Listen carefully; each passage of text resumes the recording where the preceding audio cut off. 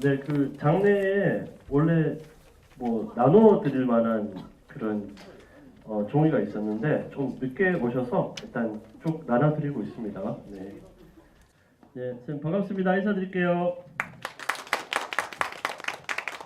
네, 오늘 그 혹시 현수막 보신 분도 계실 것 같고 저희들이 이제 좀 홍보를 좀 했었습니다. 그래서 대통령이 바뀌면은 우리 동네도 바뀌나요? 네. 그래서 제가 두 가지 버전을 준비했거든요. 인사. 예. 하나는 한 100명의 주민들이 왔을 때 하는 인사랑 조금 많이 아시는 분이죠. 왔을 때 인사랑 했는데 좀 섞어볼게요. 네. 그 여러분 혹시 오시다가 보면은 물레역 이렇게 거쳐서 오시거나 오시잖아요. 네. 그 건너편에 건물이 되게 비어져 있어요. 혹시 무슨 건물인지 아세요? 그러니까 물레역 지금 이 건물 맞은편에 예, 예, 한국전력 건물입니다. 비어진 지 꽤 됐어요. 예, 그래서 관리하시는 분도 계시고 있는데 비어진 지 꽤 됐습니다. 그래서 제가 건널 때 길이 너무 협소하고 그래서 너무 많은 분들이 내리시는데 좀 그렇기도 하고 그렇게 계속 비어 있으니까 언제가 궁금한 거예요. 저게 뭐 하는 데지? 그래서 한번 찾아봤습니다. 찾아보니까 한국전력 건물이고 한국전력이 더 이상 이제 그 큰 송전할 필요가 없어서 지금 비워져 있는 거예요. 예. 그런데 최근에 한국전력이 그 땅을 좀 잘 해보겠다고 부동산 사업부 같은 걸 하나 만들었어요.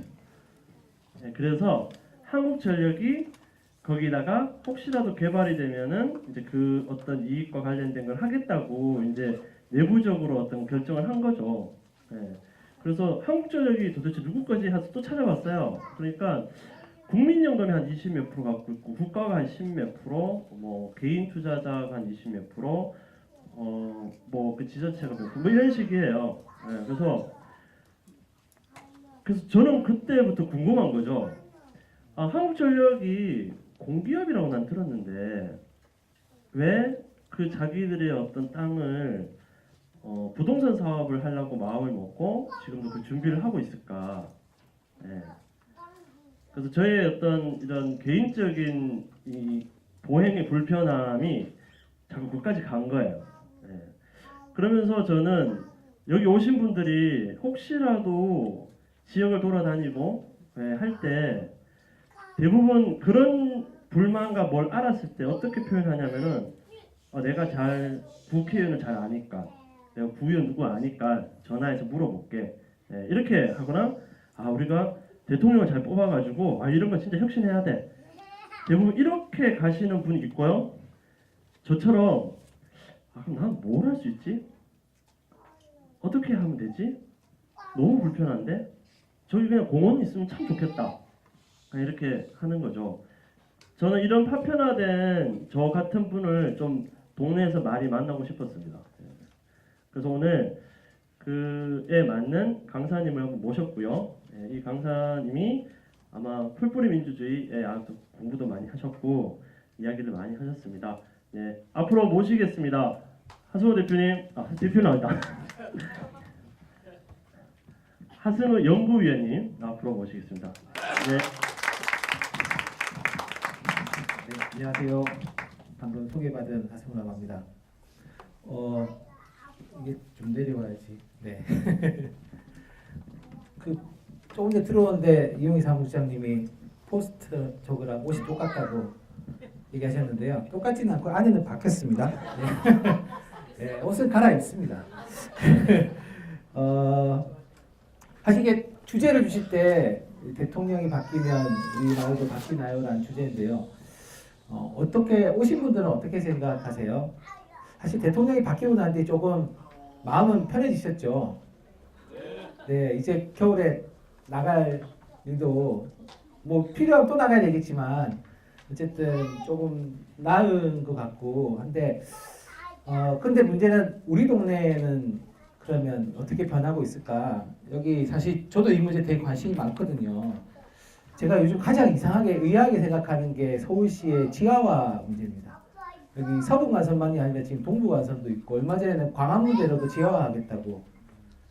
왜 이렇게 자꾸 지하로 들어가지? 서울이 지상에 너무 이제 더 들어설 데가 없으니까 자꾸 지하로 파고 들어가는 건가?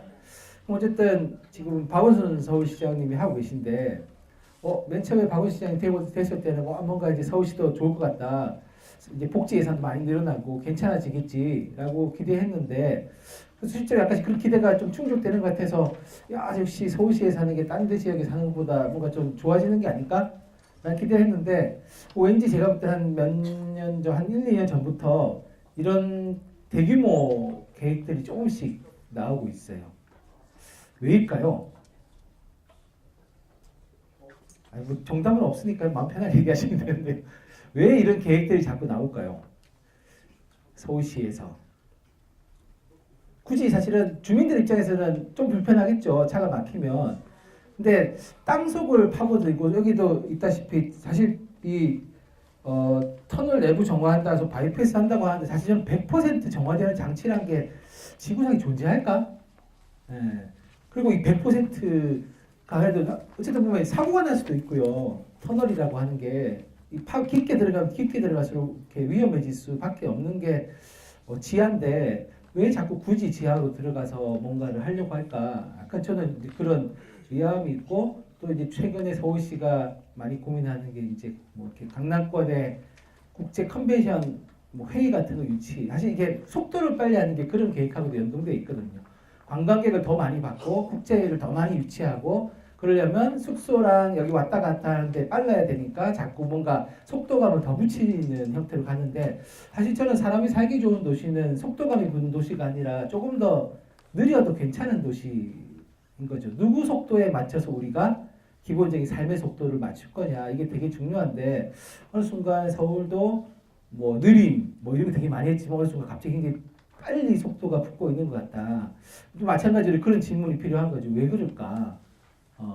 그리고 그래서 약간 저는 이 질문에 이제 한번 괄호를 치고 해보는 거죠. 대통령이 바뀌면 우리 마을도 바뀔까? 대통령이 아니라 시장이 바뀌면 우리 마을이 바뀔까? 구청장이 바뀌면 우리 마을이 바뀔까? 했을 때 대통령, 시장, 구청장 중간에 국회의원도 넣을까요? 국회의원 중에 하면 누가 바뀌면 가장 마을에 영향을 크게 미칠까요? 네, 구청장이 바뀌면 그러면 6월 13일 지방선거 때는 구청장이 굉장히 중요한 여기 계신 분들한테는 근데 약간 또 서울시의 특별함이 있습니다. 서울특별시잖아요. 영등포구는 자치구고 사실 또 약간 가령 그렇거든요. 제가 사는 곳은 충청북도 옥천군입니다. 저희 강의 끝나고 또 열심히 영등포역 가서 집에 가야 되는데요. 옥천군은 충청북도에 있습니다. 충청북도 도지사하고 옥천군수의 관계는 상하 관계는 아닙니다. 법적으로 따지면. 광역자치단체와 기초자치단체는 이게 우리가 생각할 때는 충북도청 밑에 옥천군청이 있다고 생각하는데 그렇지는 않거든요. 그러니까 물론 예산 때문에 그런 면도 있지만 냉정하게 법적으로 따지면 둘은 별개의 법인입니다. 근데 특별시는 또 약간 특별시장시기 때문에 시장에 대해서 이 광역시장에 대해서 가지는 권한이 좀 있습니다. 그래서 사실 저는 누가 바뀌면 조금 더 우리 지역에 우리 마을에 영향을 미칠까 보면 사실 대통령이 바뀌는 것도 굉장히 중요한데 금방 얘기하셨다시피 시장이 누구고 구청장이 누군가가 우리의 일상과 되게 직접적으로 밀착된 문제가 있는데 우리들이 약간 좀 그런 게 있습니다. 무언가가 누구 한 명 가장 센 권력을 가지고 있는 사람이 바뀌면 나머지도 굉장히 자연스럽게 바뀔 거다라고 생각하는데 제가 볼 때는 실제로는 그렇지 않은 면이 되게 많고요. 어쩌면 그 약간 반대일 수 있다. 나라는 굉장히 좋아지는 것 같은데 실제로 내가 살고 있는 지역은 오히려 더 팍팍해지는 형태로 변화가 올 수도 있다라고 생각을 항상 그렇다는 건 아닌데요. 그런 개연성은 계속 있다라고 생각을 합니다. 그래서 뭐 그와 관련된 이야기들을 제가 밝고 희망찬 얘기를 막 해주는 스타일은 좀 아니고요. 약간은 우울하고 같이 좀 고민해야 되는 이야기들을 좀 이제 같이 나눠보려고 합니다. 그래서 네. 네. 지난주 금요일 날 되게 역사적인 현장이 있었죠. 서울시에서도 냉면이 그렇게 많이 팔렸다라고 얘기를 하던데요. 어쨌든 남북한이 진짜 이렇게 만나서 사실 휴전이 아니라 종전이라고 하는 것도 논하고 그동안 굉장히 저희 불안한 면도 있었지 않습니까? 계속 진짜 전쟁 나는 거 아니야? 근데 어찌 보면 그런 불안감을 씻어준 만남의 자리가 있었다라고 하는 거는 저는 어쨌든 이게 과거의 대통령이었다면 불가능했을 일이기 때문에 저희한테 굉장히 좋은 일이라고 생각을 합니다. 근데 그렇게 좋은 일 뒤에는 또 뭐 어떤 현장이 또 있냐면 그런 거죠. 한편에서는 비핵화와 한편에서는 점진적인 군축이 논의되고 있는데 어느 마을에서는 지금 사드라고 하는 이 어쨌든 이 감시망이 들어가는 것 때문에 갈등을 빚고 있고 어느 순간 이게 보면 또 경찰들이 마치 이게 이런 우리 광경은 아마 이제 대통령 바뀌었으니 더 이상 이런 광경들은 안 보겠지라고 생각했는데 또 이 광경을 이제 목도해야 되는 누군가는 위태롭게 난간 위에 올라가 있고 밑에는 그냥 이렇게 매트리스 깔고 어찌 보면 이게 이쪽에 안전장치라고 깔겠지만 그러니까 자기 삶을 생명을 걸고 절실하게 싸울 수밖에 없는 누군가를 계속 만들고 있는 사회는 저는 뭔가 한번 돌아봐야 되는 사회인 거고요. 비핵화를 저희가 논의하고 있지만 사실 제주도 강정마을에는 몇 달 전에 미군 핵 잠수함이 들어왔습니다. 핵 잠수함이 들어와서 잠수함에 있던 여러 가지 폐기물들을 버리고 갔는데 그 폐기물이 뭔지는 아직 잘 모릅니다. 국내에 있는 업체가 이렇게 제주 계약된 업체가 와가지고 가져갔는데요. 그러면 그런 거죠. 비핵화에 있는데 비핵화된 나라에 군사기지가 있고 그 군사기지에는 미군의 혹은 다른 외국의 군함이 들어오고 핵잠수함이 들어오고 했을 때 그럼 이거는 우리는 어떻게 또 받아들여야 되는 건가? 그냥 이거는 우리 잠수함 아니니까 한반도는 비핵화야. 이렇게 얘기하면 되는 건지 그런 것들이 저희는 약간 동시적으로 보여주고 있는데 어찌 보면 우리 마음에는 그런 게 있는 거죠. 좀 불편한 건 덜 보고 싶고 행복한 건 좀 자주 보고 싶고 그럼 우리는 이제 이런 뉴스가 뜨면 클릭해서 이 뉴스를 바꾸는 거죠. 희망찬 뉴스로. 근데 문제는 뉴스를 클릭해서 바꿀 수도 있겠지만 실제 사회는 그렇게 클릭으로 바뀌지 않는 거고 뭔가 그럼 우리가 살고 있는 현실을 조금 더 우리가 깊게 불편하더라도 대면하고 마주하는 저는 시간들이 되게 필요하다라고 생각을 합니다. 그래서 세상이 바뀐다. 마을도 바뀌고 세상이 바뀐다라고 하는데 그럼 도대체 바뀐다라고 하는 걸 뭘로 측정할 거냐? 예전에 공자님은 이렇게 나이가 들수록 이제 의욕도 없어지고 이제 세상이 어떻게 돌아가는지 이치도 깨닫고 순리를 깨닫게 된다 이러는데 사실 우리는 요즘 보면 막 그렇지 않습니까? 나이가 먹어갈수록 되게 불안해지는 거죠. 내가 진짜 계속 언제까지 일할 수 있을 건지 내가 언제까지 이렇게 생계를 하면서 집값은 계속 올라가는데 언제까지 이걸 맞춰주면서 내가 살고 있는 이 동네에 살고 있을 건지 그런 것들이 계속 불안해지는 사회에 살고 있습니다. 나이가 들어갈수록 안정되는 게 아니라 나이가 들어갈수록 미래를 잘 모르겠고 내일 당장 무슨 일이 벌어질지 모르는 사회에 살고 있는 거죠. 사실 뭐 지금 또 우리는 괜찮지만 몇 달 전에 작년에 지진 나고 해서 또 되게 불안했지 않습니까? 우리는 지진하고 전혀 상관없는 나라인 줄 알았는데 막 지진이 나는 거죠. 제가 사는 옥천군도 지진지대가 있거든요. 그래서 몇 달 전에 서울은 잘 모르셨는데 한번 지진이 왔는데 진짜 약간 이렇게 바로 옆에 기차가 확 지나가는 느낌으로 들들들 떨렸거든요. 그러니까 뭐냐면 예전에 없던 공포감들이 막 생기는 거죠. 그러니까 이제 약간 뭐 비행기가 약간 저공 비행하면서 이렇게 굉음이 울려도 사람들이 막 불안해하는 겁니다. 지진 난 거 아니냐? 내가 살고 있는 건물은 괜찮은 거냐? 그러니까 이런 것들이 계속 불안함을 가중시키는 거 있는 거고 또 한편 옛날에는 이런 이제 통일이나 민주주의나 평등 이런 가치를 외치기만 해도 그 가치를 얘기할 수 있는 사회만 되면 되게 좋다라고 생각했는데 요즘 이런 것들이 막 충돌합니다. 민주주의도 서로의 민주주의가 충돌하는 거죠. 내 의견이 받아들이지 않으면 무조건 있다. 아 이거는 다 민주주의 아니다. 또 어느 편에서는 그런 거죠. 이렇게 예전에 제가 봤을 때 그 이마트 파업하고 이랬을 때 또 일본의 분들이 나의 쇼핑할 권리를 침해하지 마라. 이런 얘기를 또 하시고 그랬거든요. 그러니까 뭐냐면 권리의 충돌이 생기는 겁니다. 나는 억울하게 내가 열심히 장사해서 이 가게 같이 올라가는 나가기 싫은데 갑자기 집주인은 나가라 그러고 집주인은 야 이거 내 건데 네가 뭔데 여기서 개입하냐. 그래도 나는 여기서 내가 이렇게 일궈놓은 상권이라고 하는 게 어떻게 하는 거야. 그러니까 이런 것들이 보면 서로의 권리들이 충돌하는 시대에 살고 있으니까 또 뭐냐면 옛날에는 그냥 신경 안 쓰고 세상을 사는 게 그냥 괜찮은 거라고 생각했는데 요즘은 그냥 살아가기 위해서는 내가 끊임없이 뭔가에 대해서 갈등하는 관계, 그러니까 내가 원해서가 아니라 어느 순간 갑자기 갈등 관계에 노출될 수밖에 없는 사회에 저희가 또 살고 있습니다. 그리고 아까 말씀드린 것처럼 세상 나라는 좀 바뀌는 것 같은데 진짜 내가 살고 있는 동네는 왠지 어제와 같은 오늘 같다. 조금 뭔가 바뀌는 것 같더니 좀 지나면 다시 되돌이되는. 아까 뭐 여기 갑자기 이 서부간선도로 지하화처럼 그런 거지 않습니까? 배출구 근처에 사시는 분들은 사실 이게 약간 날벼락이잖아요. 근데 지금 또 서울시는 동부간선하고 어떻게 얘기하냐면 중랑천 이쪽 분들한테는 여기 공원으로 재개발해서 굉장히 좋은 주거 환경을 만들어주겠다. 사실 이게 모순된 이런 얘기를 하고 있는데 왠지 이런 것들 옛날에 보면 막 이렇게 남겨말하는 방식은 좀 이제 한물 지나갔고 더 이상 서울에서는 토건식 개발이 없을 거다라고 생각했는데 어느 순간 보니까 다시 그런 게 막 들어오고 있는 거죠. 그럼 또 이런 걸 어떻게 해야 될 거냐. 세상이 바뀌는 줄 알았는데 세상이 안 바뀌는 것 같고 뭔가 좀 시간이 흘러가면 조금 더 예전보다 나아질 줄 알았는데 이게 진짜 나아지는 건지 아닌지를 저희가 자꾸 이제 헷갈리는 사회에 살고 있다고 생각합니다. 근데 이거는 뭐 저는 개인의 문제는 아닌 것 같고요. 우리가 살고 있는 사회가 여전히 뭔가 무엇을 중요한 기준으로 살아야 될 거냐에 대한 논의가 혹은 사회적인 합의가 별로 없는 사회에 살고 있지 않은가라는 생각이 듭니다. 뭐 저도 사실 다른 나라가 어떻고 저떻고 이런 얘기 별로 안 좋아하는데 그냥 이건 참고로 그러니까 우리가 생각한 가치라고 하는 것들에 대해서 저희가 좀 합의를 해봐야 되는데 세상이 바뀌었다고 얘기하려면 그 합의의 기준이라고 하는 것을 뭘로 볼 거냐. 한국도 이제 OECD 국가죠. OECD에서 매년 사회지표라고 하는 것을 해서 그 사회를 측정하는 기준 같은 것들을 만들어냅니다. 이거는 그 사회지표에서 이제 형평성 관련돼 있는 부분의 지표를 뽑아낸 건데요. 그러니까 우리는 그냥 평등 이렇게 얘기하면 그냥 가치잖아요.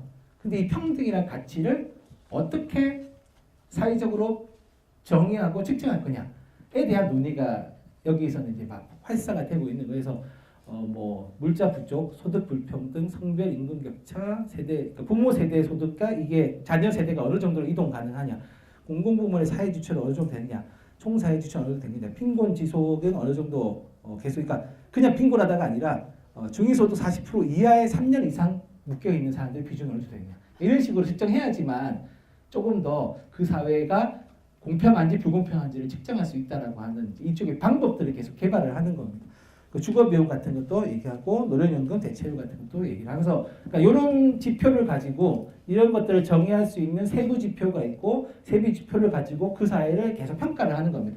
그래서 이게 진전되고 있는지 안 진전되고 있는 건지 진전이 안 되고 있다라면 왜 그러냐? 가령 뭐 부모 소득 세대가 자녀 세대에서 이동이 잘 안 된다. 여기 보시면 소득 불평등이 만연할수록 교육비 지출이 높을수록 세대 간 이동이 낮게 나타난다. 라고 얘기하는 것처럼 그러니까 원인을 분석하는 겁니다. 원인을 분석하는 이유는 그냥 분석하는 게 아니라 사실은 조금 더 변화된 사회를 만들기 위해서 사회적으로 합의하는 것들을 이제 만들어내기 위해서 지표를 쓰는 겁니다. 근데 한국에서도 보면 이런 식의 지표들 가끔씩 만들긴 하는데 이게 약간 세부화되지 않거나 아니면 굉장히 편의적으로 만들어져 있는 것들이 되게 많습니다. 이거는 부탄이라고 하는 나라의 GNH라고 하는 국민 총행복. 그러니까 우리는 보통 GDP로 행복을 측정하지 않습니까? 그래서 우리는 국민소득 3만 불. 뭐 이게 이제 주요한 구호인 거죠. 근데 이제 부탄에서는 국민 총행복이라고 하는 지표를 만들고 그 행복을 측정하는 지표를 만든 겁니다. 그래서 심리적인 만족도, 심리적인 웰빙, 그다음에 시간을 어떻게 쓰고 있는 거냐. 그냥 우리는 보통 노동 시간 몇 시간 얘기 아니라 좀 노동하지 않는 시간을 어떻게 쓰고 있는 거냐. 이거를 사실 봐야 된다. 그리고 지역 사회가 가지고 있는 뭐 개인들과 지역 사회가 가지고 있는 이쪽의 생명력이 어느 정도 되느냐, 상호간에 얼마나 소통하고 있는 거냐, 뭐 문화적인 다양성. 저 사실 이거 뭐 약간 방언을 얼마나 많이 쓰는 비율이냐 이걸 따라서 이제 이 다양성 문화를 측정하는 거죠. 우리는 막 표준 말을 막 이렇게 익히도록 하는 사회인데 그런 다양성, 그다음에 보건, 교육, 그다음에 생태계도 들어가 있습니다. 그리고 생활 수준, 뭐 굿 거버넌스라고 좋은 거버넌스 이런 형태로 그러니까 이런 식의 지표들이 결국 행복을 완벽하게 설명해내지 못하지만 이런 다양한 것들이 측정 기준이 돼야지만 우리가 그냥 잘 사냐 못 사냐가 아니라 행복하냐 안 행복하냐에 대한 기준을 잡을 수 있다라고 하는 논의들을 부탄에서는 하고 물론 저는 부탄 사람들이 다 행복하다고 생각하지 않습니다. 거기 아직 뭐 한계가 많겠죠. 왕정 국가고 그렇지만 무엇을 가지고 삶의 변화라고 하는 것들을 측정할 거냐라고 했을 때 어쨌든 이런 것들은 중에 다른 식의 사회가 바뀌고 있다라고 하는 것을 측정할 수 있는 최소한의 합의점이 뭐냐라고 하는 것들에 대한 논의들을 할 수 있도록, 그러니까 그냥 지표라고 하는 게 측정하는 게 중요한 게 아니라 이걸 가지고 얘기할 수 있도록 만들어 나가는 것들이 되게 중요하다라고 생각을 합니다. 그렇지만 이제 그렇다면 이제 우리는 그런 거죠. 한국은 그렇다면 바뀌었냐 안 바뀌었냐, 세상이 변화했냐 안 변했냐라고 하는 것들을 뭘로 측정할 거냐? 우리는 뭘로 측정하면 좋을까요? 뭐 북한처럼 행복, 아니면 뭐 이게 좀 일종의 형평성, 사회가 얼마만큼 평등해지고 있는 거냐, 아니면 그 속에 살고 있는 사람들이 얼마나 행복하냐, 이런 것들에 대해서 그냥 바뀌었냐 안 바뀌었냐, 그냥 그런 약간 지향을 뭘로 잡을 거냐에 대한 저는 고민이 필요하고, 사실 그거에 대해서는 저희가 지금 보면 많이 했죠. 촛불 권리 선언이라고 하는 게 나왔던 이유는 최소한 어쨌든 박근혜 씨가 내려오고 난 뒤에 한국 사회는 이런 방향으로 갔으면 좋겠다라고 하는 것들을 사실은 촛불 권리 선언이라고 하는 걸 또 저희가 이제 모아냈던 과정이 있습니다.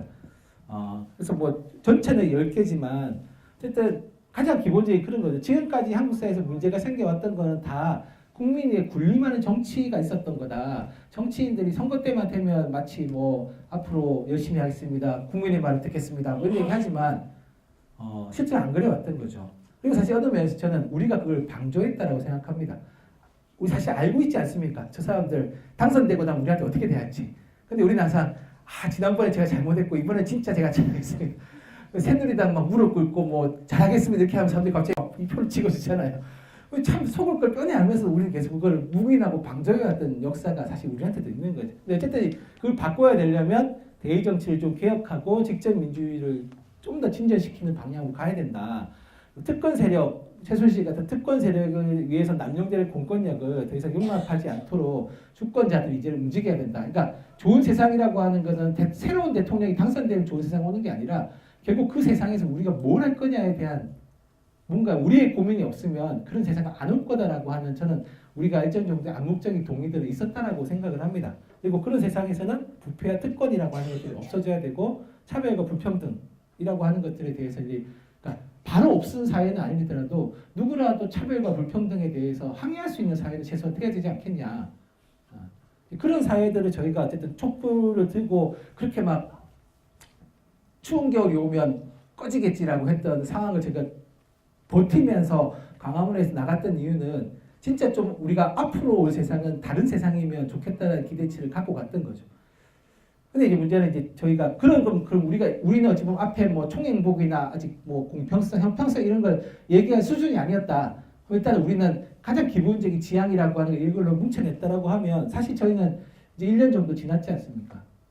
확인해 봐야 되는 거죠. 1년 정도 지났는데 뭐 당장 삶이 획기적으로 바뀌지는 못하겠지만 그럼 우리의 삶은 우리가 얘기했던 이것에 맞도록 어느 정도 바뀌었을까? 하나도 안 바뀌었다 이렇게 얘기하면 저는 약간 거짓말이라고 생각하고요. 조금 바뀌었겠지만 그럼 뭐가 바뀌었고 뭐는 안 바뀌었냐에 대한 저는 고민이 좀 필요하다라고 생각을 합니다. 어쨌든 그런 방향으로 가기 위해서 세상을 좀 바꿔야 되는데요. 인터넷에 검색해보면 세상을 바꾸는 방법이 많이 나와 있습니다. 제가 한번 구글에서 검색해봤는데요. 구글에서 검색해봤더니 그냥 쭉 들면 세상을 바꾸는 방법, 이렇게 하고 뭐 이 작은 초콜릿으로 세상을 바꾸는 방법, 뭐 이런 것도 뜨고요. 세상을 바꾸는 시간 15분 뭐 이런 그 CBS 프로그램도 뜨고요. 그러니까 그 얘기 뭐냐면 우리가 방법을 몰라서 그럼 안 했어? 또 그것도 약간 아닌 거죠. 또 약간의 방법도 나름 이제는 인터넷도 발달되고 최소한 이제 뭔가 좀 우리가 필요하다면 자료를 뒤져볼 수 있는 사회는 된 거죠. 그럼 이제 지향도 있고 방법도 있는데 조금 더 우리가 한 단계 더 나갈 수 있는 거죠. 근데 어떠세요? 여기 계신 분들은 한 단계 조금씩 우리가 뭔가 한 발 한 발씩 조금씩 앞으로 지난 1년 동안 걸어왔다 이런 느낌이세요? 어떠세요? 네, 끄떡끄떡 하시는 분이 한 3분밖에 안 계시는데요. 나머지는 잘 모르겠다. 네, 뭐 저도 비슷하기 때문에 일단 넘어가서.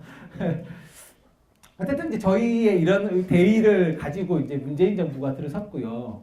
문재인 정부가 들어서자마자 발표했던 게 이제 5대 국정 목표와 20대 국정 전략 이런 걸 발표를 했습니다. 국가 비전을 국민의 나라 정의로운 대한민국 좋죠. 네.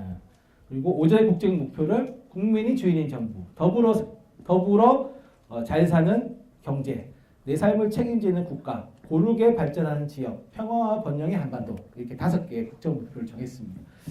좋은 목표죠. 네, 두 분밖에 끄떡끄떡 안 하시는 거는 여기는 되게 뭔가 반응하지 않기로 다짐을 하고 오신 결의하고 오신 분들 같은데요. 좋은 목표죠. 근데 아까 말씀드렸던 것처럼 좋은 목표가 진짜 좋으려면 그 목표를 측정할 수 있는 구체적인 지표들이 필요한 거고요. 그 지표들을 달성할 수 있는 방법들이 필요한 거라고 저는 생각을 합니다. 그래서 국민이 주인이 정부, 아까 우리가 제일 중요하게 봤던 국민이 주인이 정부를 하기 위해서 그럼 어떤 전략을 짜고 있느냐? 국민 주권의 촛불 민주주의 실천하겠다. 사실 약간 추상적인 얘기 가깝고요. 소통으로 통합하는 광화문 대통령이 되겠다. 투명하고 유능한 정부가 되겠다. 권력기관의 민주적인 개혁을 하겠다. 이런 4가지 구체적인 국정 전략을 세웠습니다. 이 4가지 중에 지금 실현되고 있는 건 어떤 걸까요? 혹시 국정운영 5개년 계획 보고서 이거 보신 분 혹시 있어요? 청와대 홈페이지에 나와 있습니다. 네, 그렇죠. 누구라도 다운받아서 볼 수 있는 거죠. 그러니까 선생님 혹시 보셨나요? 저는 봤습니다. 아, 네. 보신 이유는 문재인 정부가 어떤 방향으로 가는지 좀 궁금해서 보시는. 그렇죠. 네. 보시니까 그럼 제가 약간 말씀드린 요 국민이 주인이 정부 하기 위해서 밝히고 있는 4가지 전략이 지금 어느 정도 조금 진전되고 있을까요? 객관적인 측정 기준이었기 때문에 네. 어떤 발전이 된다, 네. 더 나아진다 네. 그런 부분들은 피부적으로 네. 느끼기가 어렵습니다. 제가 본 관점에서. 그래도 느낌으로 약간. 그렇죠. 네. 두 번째 정부들은 비교 대상이 아니니까 네, 네. 그들하고 비교하는 것은 적절하지 네. 않고요. 네, 네. 그래서 최소한 네. 그래도 촛불 집회를 가가지고 바뀌니까 최소한 문재인 정부는 그래도 다른 정부보다는 좀 더 네. 나은 것 같습니다. 한 네, 1년 네. 안 됐습니다만 네, 네. 개인적으로 봤을 때 네. 저도 개인적으로 봤을 때는 그 앞에 정부보다 낫다고 생각합니다. 정당은 아니라고 보고 있습니다. 네, 알겠습니다. 네. 그러니까 뭐냐면, 그러니까 저는 답이 있는 게 아니라요. 저희가 한번 이런 생각을 좀 해봐야 되는 거죠. 그러니까 선생님 하신 것처럼 그 청와대 홈페이지 가시면 혹은 그냥 인터넷에 검색하시면 이 보고서를 누구라도 다 보실 수가 있고 그러면 우리가 한번 확인해 봐야 되는 거죠. 우리가 만든 정부가 그동안 어떤 계획을 세워왔고 어떻게 전략을 세워왔고 사실 계획서를 보면 이보다 또 훨씬 더 구체적으로 이 20대 국정 전략을 하기 위한 또 나름의 세부적인 방법론들이 이렇게 적혀 있거든요. 가령 여기 보시면 이제 전략 하나가 있으면 보통 이렇게 쭉 붙어 있으면서 이게 200개 정도 됩니다. 그러니까 100개 정도 됩니다. 100개 국정 과제들이 쭉 있는 거죠. 그러니까 사실은 우리가 확인해 봐야, 그러니까 이 보고서를 제가 볼 때 이 보고서를 어쨌든 과거에는 공개 안 했거든요. 잘 자기들끼리만 돌려보고 근데 이거를 바로 공개한 이유가 맨 뒤에 보면 써 있기도 합니다. 국민들이 같이 보고 의견을 달라 국정 운영에 반영하겠다. 근데 이제 문제는 그런 거죠.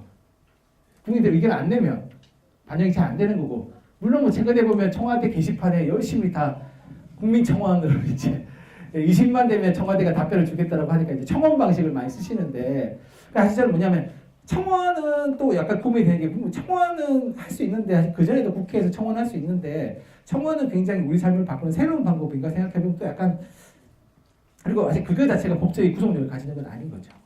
그랬을 때 우리가 뭔가 계속 이거를 보고 의견을 내야 되는데 우리는 어떤 면에서는 또 문재인이라는 대통령이 알아서 잘해주길 기대하는 형태로 기대하고 있지 않은가. 그리고 어쨌든 저는 문재인 정부가 했던 중요한 얘기 중에 하나가 분권이라고 하는 것들을 꺼냈습니다. 사실 저는 분권, 제가 지방에 살고 있기 때문에 더 와닿기도 한데요. 그동안 뭐 정부들이 분권을 얘기하고 고민들 얘기할 때 사실 수도권은 계속 강화되어 왔습니다. 여기 보시면은 그래프가 막대 그래프가 다른 지방에서 수도권은 뭐 거의 차이가 안 나죠. 차이가 안 나죠. 차이가 많이 나죠. 어쨌든 인구도 집중돼 있고 산업도 집중돼 있고 각종 사회적인 자원 문화들도 다 서울 수도권에 집중돼 있고요. 요즘 저희 지역들 우울하게 만드는 이야기들이 이런 이야기입니다. 지방 소멸론. 2040년, 2050년이 되면 이제 한국에서는 지방들 여기 보면 빨간으로 표시된 것들이 소멸 예정 지역. 제가 살고 있는 옥천도 여기 소멸 예정 지역으로 들어가 있는데요. 그럼 뭐냐면 이제 인구는 갈수록 더 빠르게 고령화되는데 새롭게 태어난 출생하는 인구가 없기 때문에 여기는 자연적으로 인구가 줄어들어서 마을이 망할 거다 이런 이제 전망을 내놓는 거죠. 일본에서 이제 지방 소멸로 나온 얘기가 그 방법을 그대로 한국에 가져와서 돌려봤더니 이런 결과가 나왔더라. 이게 이제 한국 고용정보에서 많은 자료입니다. 근데 약간 처음에 약간 충격이었고요. 요즘은 약간 저는 약간 이 얘기 되게 불편합니다. 왜냐하면 그러니까 2050년까지 사람이 다 죽을 건 아니잖아요. 학교를 갑자기 막 사람들이 막 이렇게 통으로 죽어나갈 건 아니고 사람들이 있을 텐데 어느 순간 우리는 외부에 의해서 우리는 당신들이 살고 있는 지역을 소멸할 거야 이런 얘기 듣게 되는 거죠. 근데 우리는 계속 살고 있는데 저도 어쨌든 뭐 어떻게 될지 모르겠지만 옥천에 살고 있는데 저희 애도 있고 살 건데 그럼 우리는 어느 순간 외부에 의해서 소멸된 지역으로 호명당하는 것들이 어느 순간 되게 불편하더라고요. 그럼 우리 뭐 소멸될 거니까 나가는 얘기인가? 딴 데 가서 사는 얘기인가? 하여튼 또 우리 군수님은 자 우리 동네 소멸될 거니까 예산을 팍팍 주시오.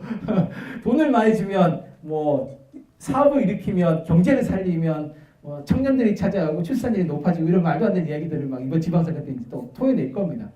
그러니까 이제 뭐냐면 이 빨갛게 된 지역들이 긴장하는 게 아니라 중앙정부한테 열심히 지금 돈 달라고 얘기를 하고 있는 거죠. 또 문제는 뭐냐 이 돈이 그럼 지역 주민들한테 올 거냐?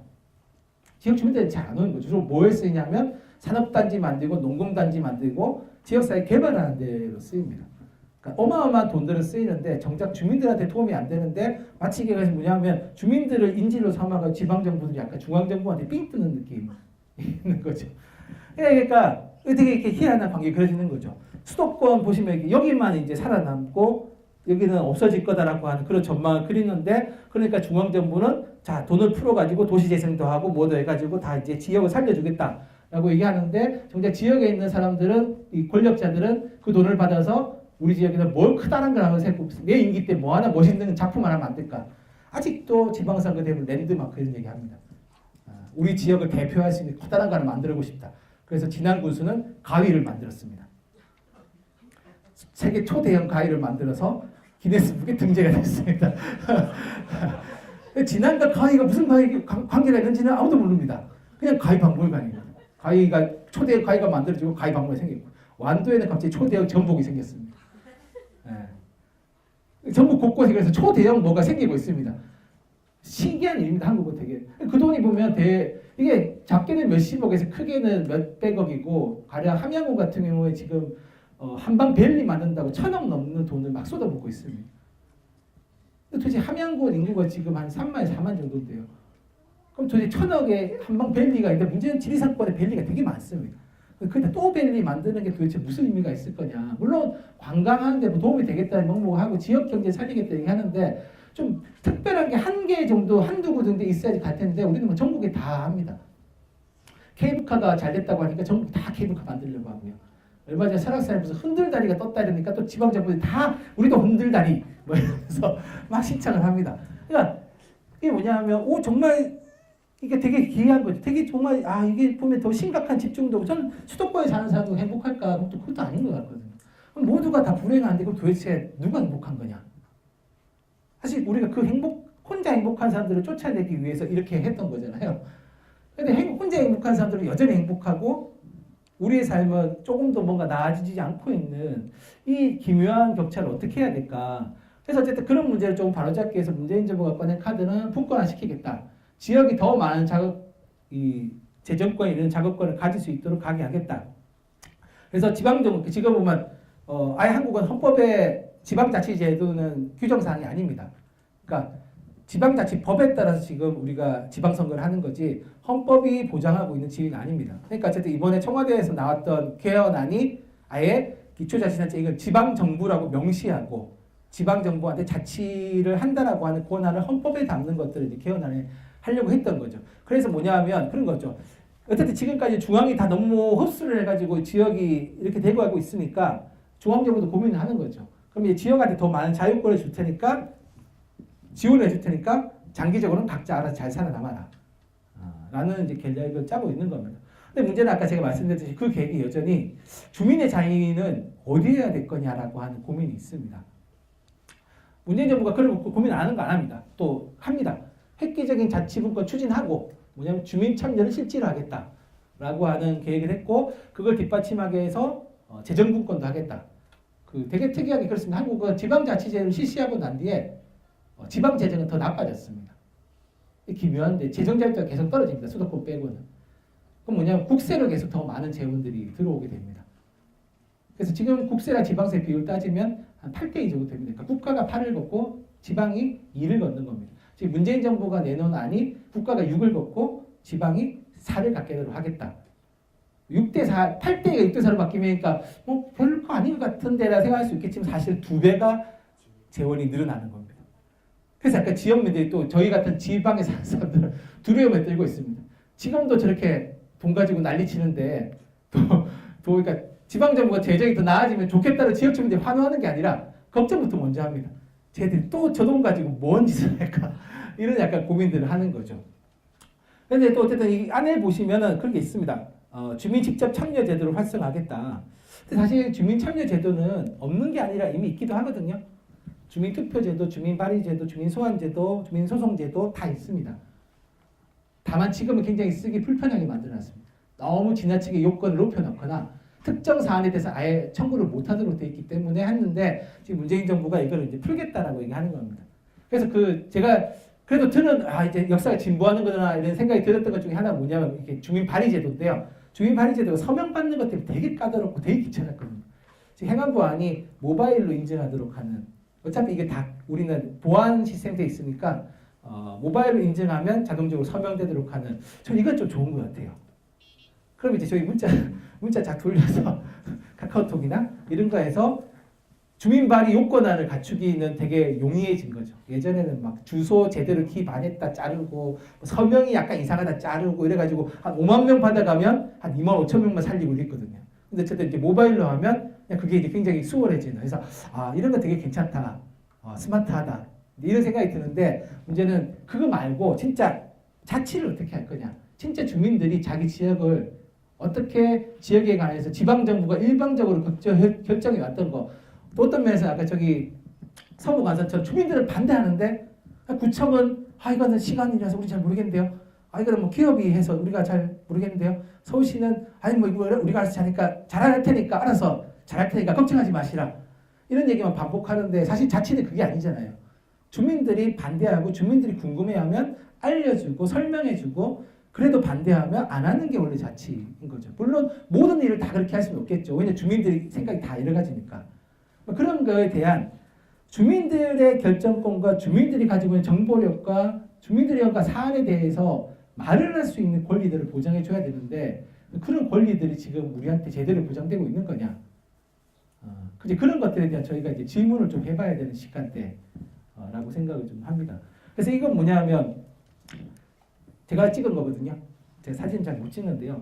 왜 찍었냐면 헌법재판소 앞에 이제 헌법소원하러 갔다가 종로구에 딱 우연히 봤는데 이런 플래카드 걸리게 뭐냐면 저희 이제 선거구 획정할 때 서울시가 선거구 획정 4인 선거구 다 쪼개가지고 2인으로 바꿨지 않습니까? 근데 그걸 어떻게 종로구가 표현했냐면 선거구 획정을 그렇게 하는 게 풀뿌리 민주주의를 훼손하는 의원 정수 조정, 선거구 획정 반대 이렇게 플래카드를 딱 의회 앞에 붙여놓은 거예요. 그래서 이분들이 이렇게 생각하시는구나. 지금까지 어쨌든 선거구가 작아가지고 그냥 양대 정당이 이렇게 기호 1, 2번이 항상 되는 지방선거였던 거죠. 그러니까 우리는 관심이 별로 없는 거죠. 왜냐하면 우리가 원하는 사람 찍어줘도 잘 안 될 거라고 생각하니까 그냥 2개 정당 지지 안 하는 사람들 선거 잘 안 하게 되고 그 다음에 그 정보가 없는 분들은 그냥 이쪽에 정도는 1번, 2번으로 막 결정해 놨는데 선거구를 더 넓혀가지고 정치 다양성도 넓히고 확대하고 했더니 이분들은 그게 선거구를 더 넓히는 거기 때문에 풀뿌리 민주주의의 정신을 훼손하는 거다. 뭐 이렇게 이제 보는 이 기이한 풍경은 이게 사실은 중앙정부만 기득권이 있는 게 아니라 사실 지역사회도 굉장히 강력한 기득권들이 있는 거죠. 어찌 보면 뭐 둘 중에 누가 더 힘이 세다 이런 얘기 저는 뭐 잘 모르겠고요. 지역사회도 분명히 그만큼의 굉장히 강고한 기득권 이해관계가 있는데 여기는 아직 도전을 안 받은 거죠. 우리가 광화문에 나가서 청와대에 있는 권력을 한번 끄집어 내려봤는데 그럼 이제 우리가 지역에 있는 권력도 한번 끄집어 내봐야 되는 시점이 됐는데 그럼 우리가 이 권력을 어떻게 끄집어 내릴 거냐 라고 하는 이제 고민이 한편에 드는 게 있고요. 아까 이제 이런 거죠. 참여할 통로가 전혀 없는 게 아니라 있기는 한데 그럼 이런 것들 우리가 그동안 못 써왔는데 그럼 이제 우리가 새로운 시대를 맞이해가지고 이런 제도를 한번 적극적으로 활용해 볼 거냐? 우리가 원하는 지역사회 정책을 위해서 활용할 거냐? 라는 생각을 하게 되는데 저는 약간 뭐냐면 빨리 우리가 뭔가 빨리 사회를 바꾸기 위해서 빨리 법을 바꾸고 빨리 제도를 개선하고 이런 것들이 중요한데 저는 약간 그거에 앞서가지고 좀 고민해봐야 되는 부분이 있다고 생각을 합니다. 제가 좋아하는 책이기도 한데요. 이런 책이 있습니다. 국가처럼 보기라고 하는 제임스 스콧이라고 하는 사람이 쓴 책인데요. 이 책이 이제 그런 내용을 두꺼운 책인데 간단하게 압축하면 그런 겁니다. 정부라고 하는 게 사람들한테 나는 너희들을 다 망쳐버릴 거야 라고 생각할 정부는 역사상 없었다는 거죠. 모든 정부는 항상 너희들을 잘 살게 해주겠다. 시민들한테 행복한 삶을 보장해주겠다 라고 하는데 그렇게 하기 위해서 우리한테 뭐가 필요하냐면 누가 살고 있는지를 좀 잘 보이게 해야 된다는 거죠. 좀 이렇게 내 눈에 잘 읽히게 사회를 단순화시키는 게 일단은 필요하다.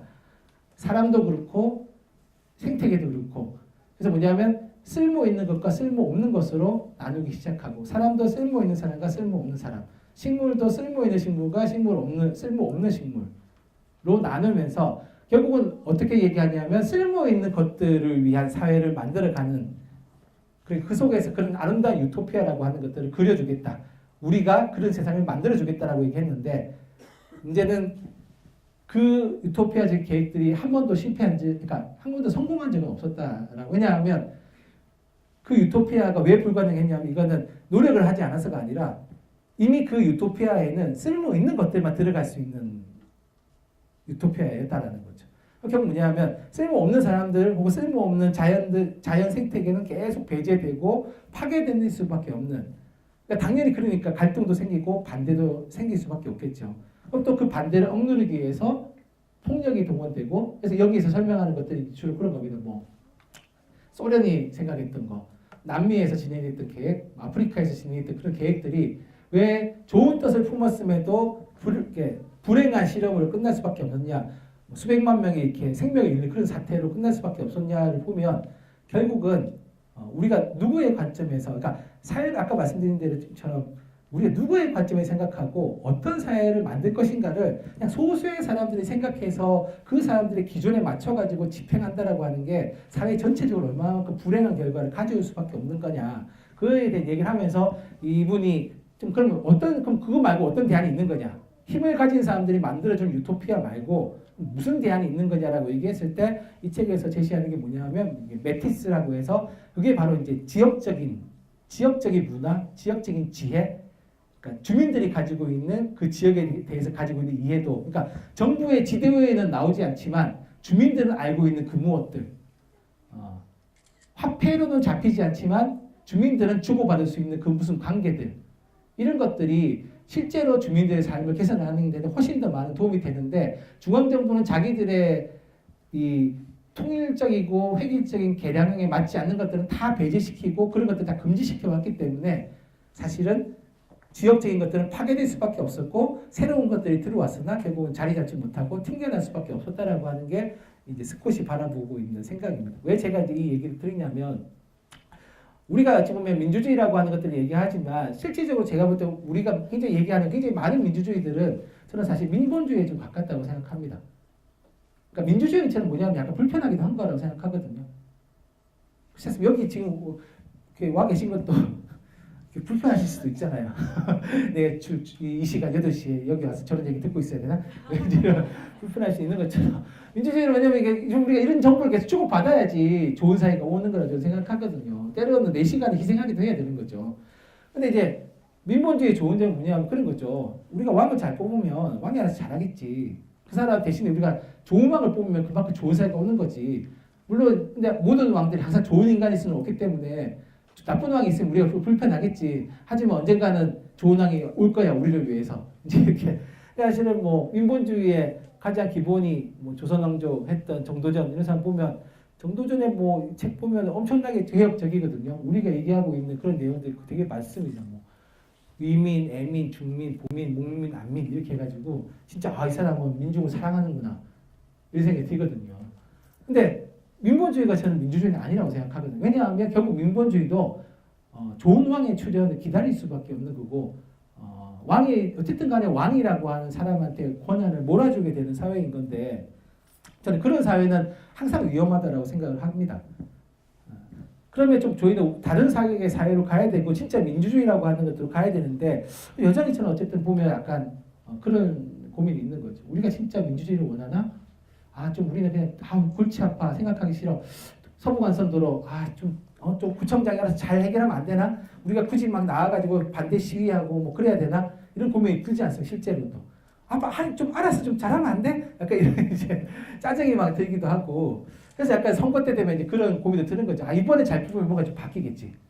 근데 항상 또 우리가 반복적으로 경험해 왔던 거는 이번에 잘 뽑은 줄 알았는데 좀 몇 년 지나니까 또 이상하던데.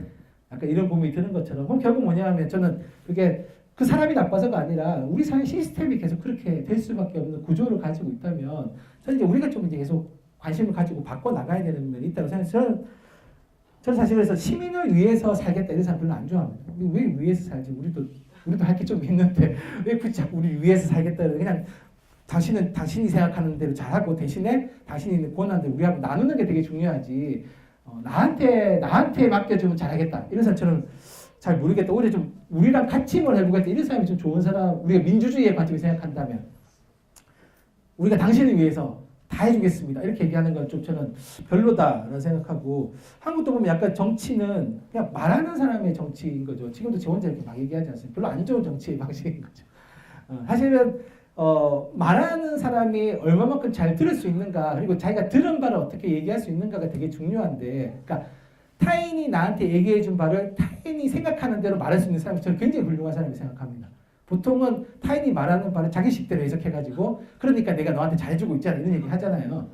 저는 항상 정치인들이 한번 그렇다고 생각하거든요. 우리가 가서 막 항의하면 알았어요. 내가 알아서 그 얘기 충분히 들었으니까 가서 기다리면 내가 잘해줄게요. 했는데 그 다음에 또 그런 거죠. 그건 뭐냐면 이 사람은 우리가 말한 거 안 듣고 있다는 얘기인 거죠. 자기 말만 하는 거죠. 저희 동네 군수님이 그렇거든요. 질문 하나하나 20분씩 답변을 하세요.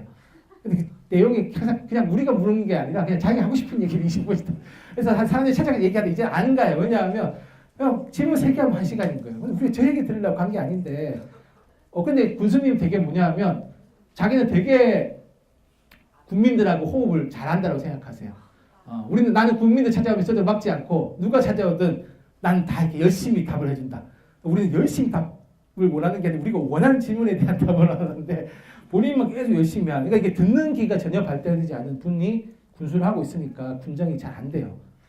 그러니까 우리가 생각하면 그런 거죠. 민주주의 관점에서 생각하면 그럼 귀가 뻥 뚫린 군수를 뽑으면 혹은 귀가 뻥 뚫린 구청장을 뽑으면 될 거냐? 저는 그것도 좋지만 또 그 다음에 논의할 거는 그냥 잘 듣기만 하면 되는 게 아니죠.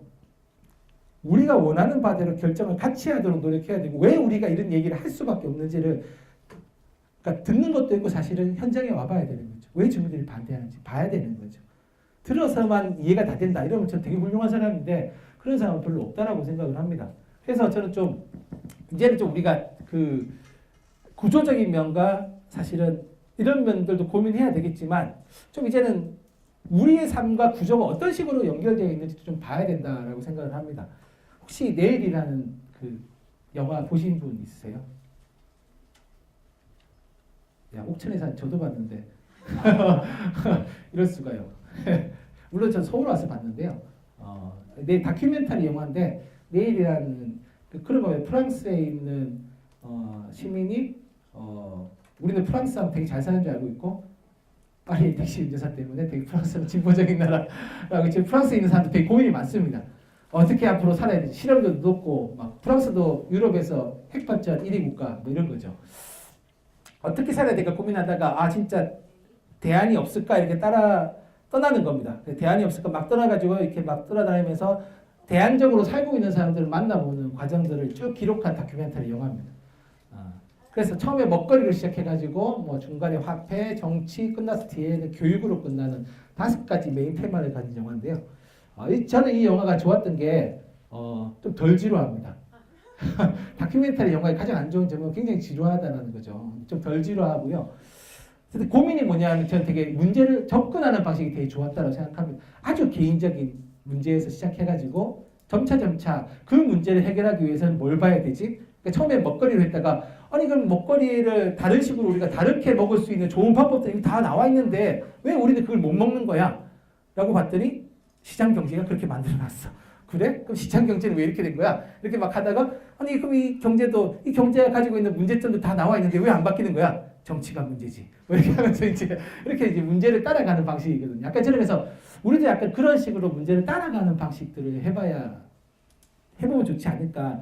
구조적인 면에서 어쨌든 한국 사회에 좀 바뀔 거 많다고 생각합니다. 분권도 돼야 되고요. 실제로 시민들이 얘기했을 때 바뀌지 않는 거. 근데 그게 전혀 안 먹히는 구조는 어쨌든 선거제도의 영향도 있는 거죠.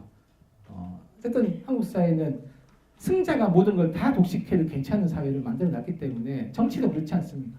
국회의원도 그냥 45%를 획득한 사람도 그냥 당선되면 65%의 의견은 다 사라지는 거죠. 그럼 뭔가 불합리한 거죠. 뭐 지방선거는 그나마 낫다고 얘기하지만 어쨌든 여기도 보면 아까 보시면 풀뿌리 민주주의 훼손 때문에 서울도 선거구를 다 이제 쪼개놨기 때문에 결국 또 이제 우리는 두세 명 중에 선택해야만 되는. 그러니까 두세 명 중에 선택해야 되니까 저분들은 1-가 1-나, 2-가 2-나 이런 식으로 나오는 거죠. 그러면 결국 뭐 자기들이 다 먹겠다 이런 생각도 가지고 있는 거고요.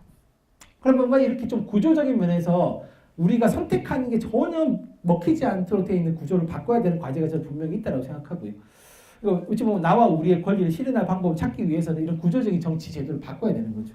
또 한편에서 어쨌든 좀 우리가 살고 있는 사회에 뭔가 좀 이상하다. 서울시에 얼마 전에 그 비닐 같은 거 수거 안 돼서 아파트 단지 난리 났다시피 어쨌든 이게 이런 문제가 왜 생길까? 애초에 이런 걸 좀 적게 쓰도록 혹은 조절할 수 있도록 그런 식으로 생산을 하면 되는데 우리는 자꾸 소비자들한테 현명한 똑똑한 소비자가 세상을 바꾼다.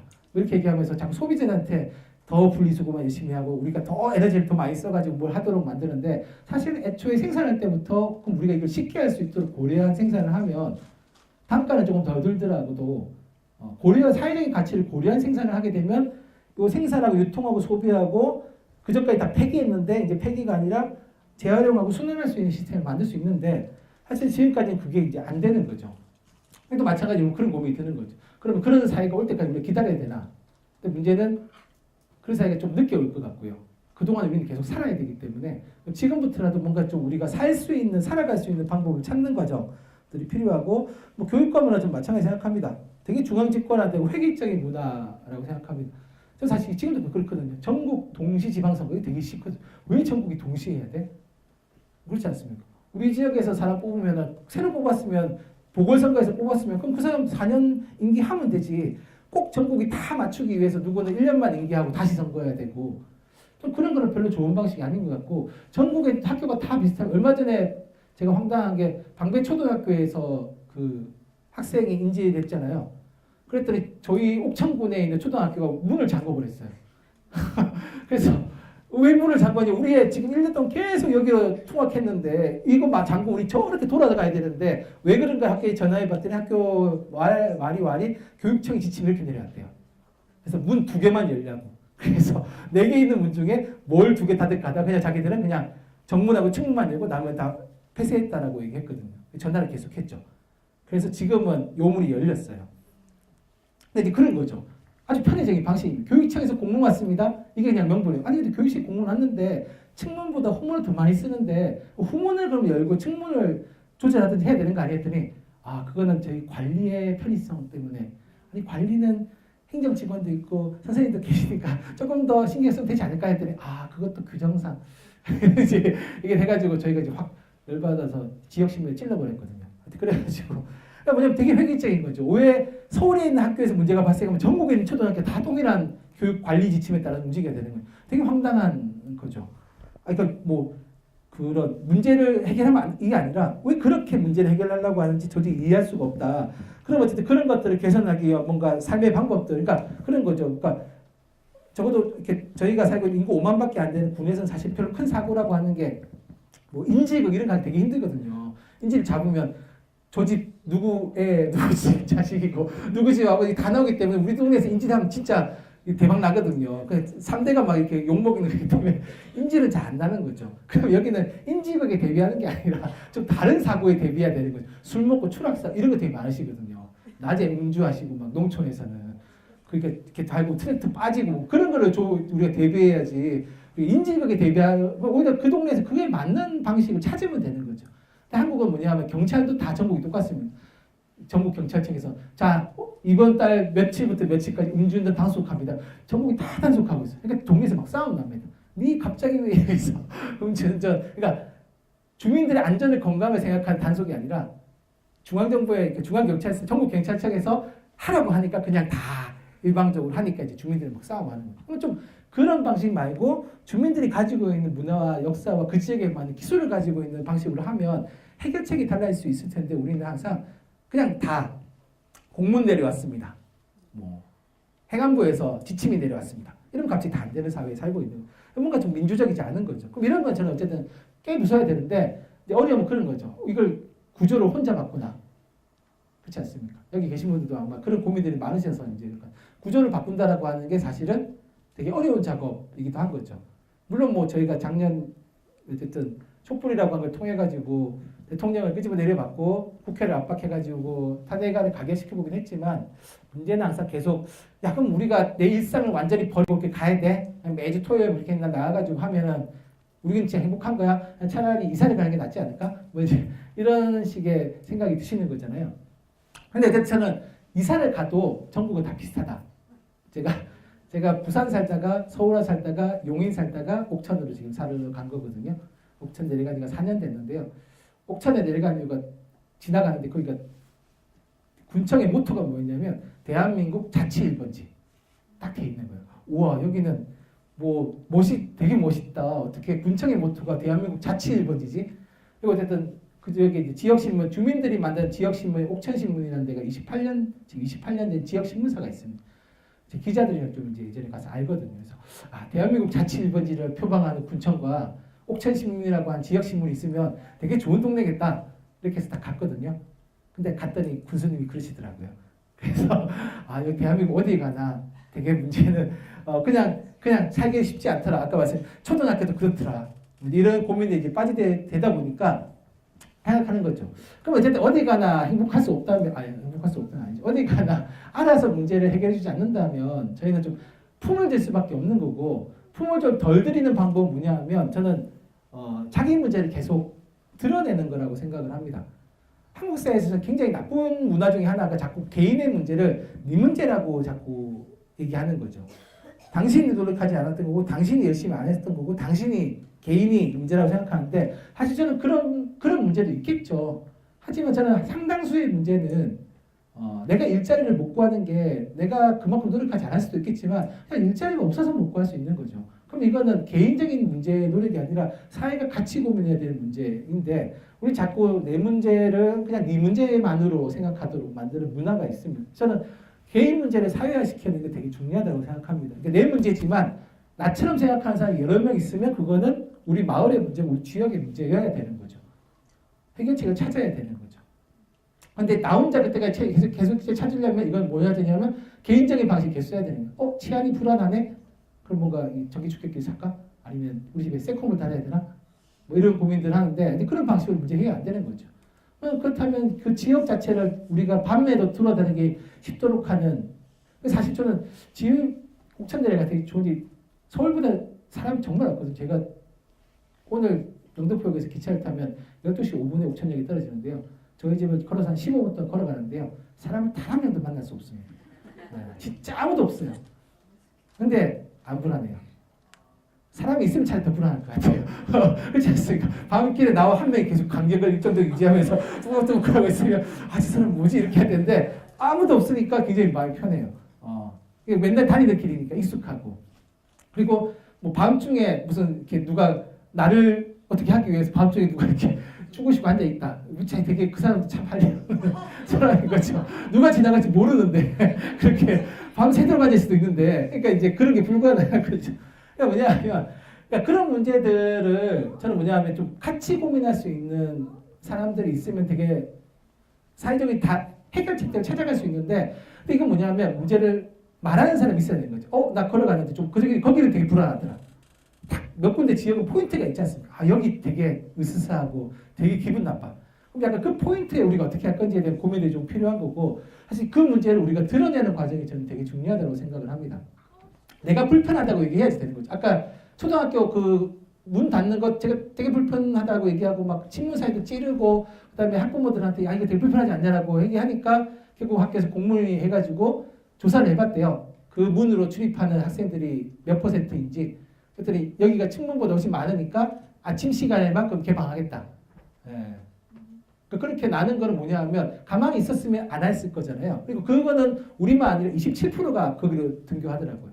27%가 불편하니까 바뀔 수밖에. 그러니까 그렇지만 교육청은 그렇게 문서가 내려왔지만 학교가 판단을 한 거죠. 아 계속 안 열어주면 저기는 계속 귀찮게 하겠구나라고 생각하니까 이제 그러니까 그것도 어쨌든 문제를 좀 드러내는 과정이 필요하고요.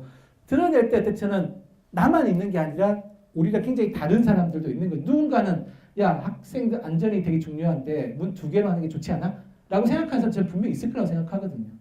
그럼 이제 그런 사람들하고 저는 좀 대화를 해봐야 되는데 대화를 어떤 방식으로 할 거냐? 저는 한국사에서 가장 많이 안 해본 능력이 뭐냐면 이제 공개적이고 공적인 자리에서 대화하는 능력.